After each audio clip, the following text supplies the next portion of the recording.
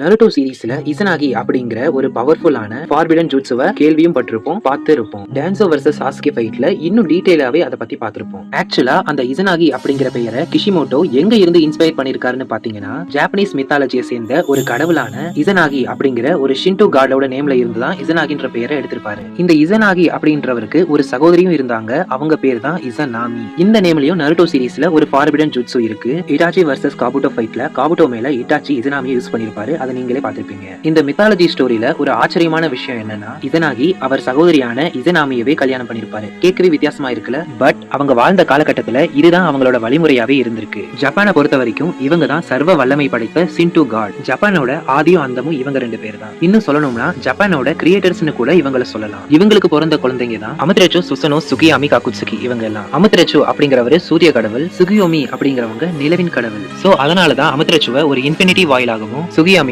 ஒரு நிலவிலிருந்து உருவாகிற கெஞ்சுட்சு மாதிரி காட்டியிருப்பாங்க. சோ இப்போ புரியுதா கிஷிமோட்டோ இந்த நேம்ஸ் எல்லாம் எங்க இருந்து இன்ஸ்பயர் பண்ணிருக்காருன்னு. என்றும் always my respect, god of shinobi and god of கெஞ்சுட்சு.